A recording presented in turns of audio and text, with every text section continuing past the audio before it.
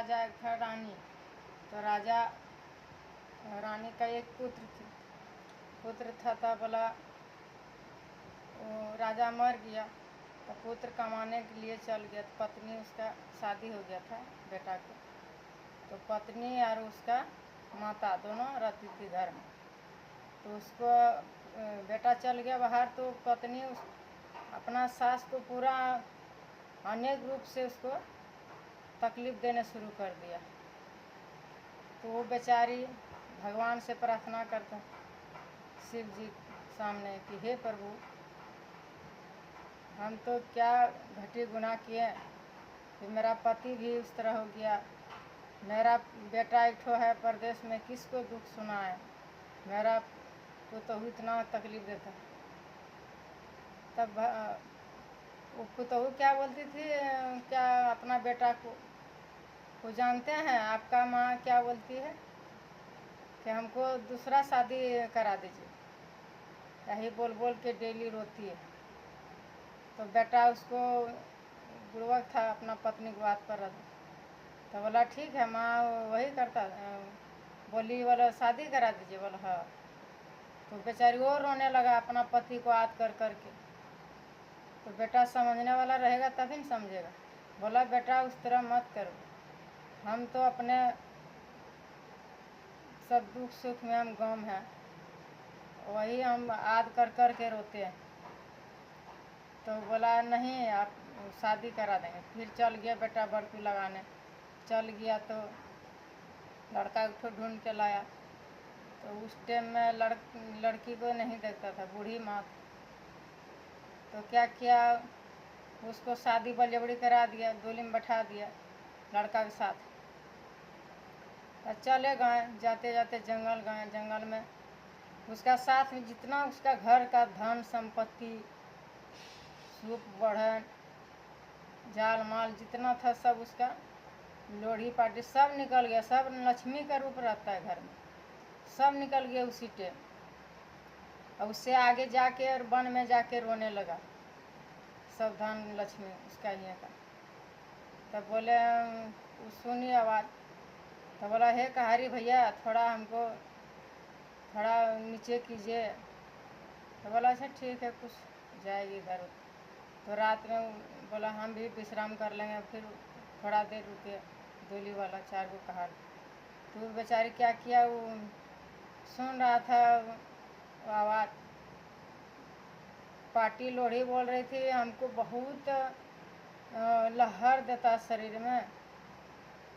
तो सुख बोढ़न बोलती हमको बोड़ के फटक के नीचे फैला देता, फेंक देता। और जो गौ माता था जाल माल, वो बोलता था हमको लात से मारता, झाड़ू से मारता है, हम उसके घर में नहीं रहेंगे। तो बुढ़िया बेचारी थी तो उसको उसका बेटा नाना प्रकार के पुतहु तकलीफ देके भगा दिया घर से, शादी करा के। तो इसीलिए हम नहीं रहें, उसके ही रहें। बहुत वहाँ लहर देती है मेरा शरीर में। तो क्या किया, वो सुन लिया सब बात।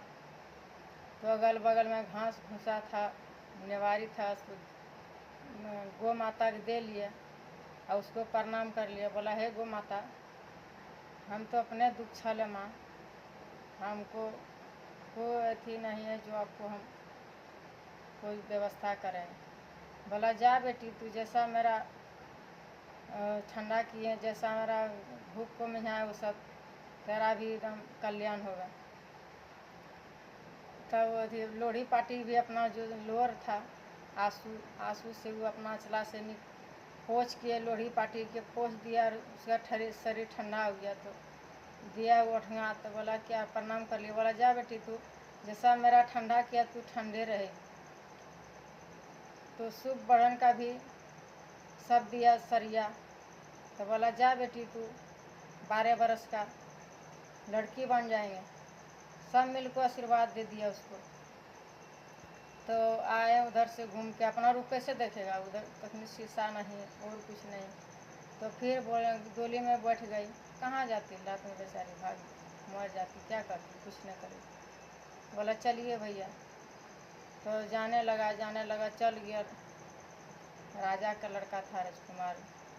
तो जैसे घर पहुँचे तो अगल बगल में आदमी पहले पता लग जाता कि बूढ़ी बोल रहा, बूढ़ी बोल रहा। चलो तो देखेंगे, तो मुंह देखने के खोज रहता। तो जैसे देखें एकदम कन्याकुमारी, राजकुमारी। तो बोला सब बोल रहा था कि बूढ़ी है, बूढ़ी है। वो बेचारी सब सुन रही थी, कुछ किसी का जवाब नहीं दिया। तो महीना दिन हो गया उसका घर में, उसका बेटा के घर में कुछ न धन, कुछ न था। सब लोग लक्ष्मी सब चले गए उसी के साथ। तब बोला क्या उसका पत्नी जान है अपना माँ के पास। माँ तो माँ होती है, माँ बहुत दयालु होता है, माँ से बढ़ के कोई दुनिया में नहीं। तो बोला ठीक है माँ के पास जाएं। तो बाहर में थे जोगी बस।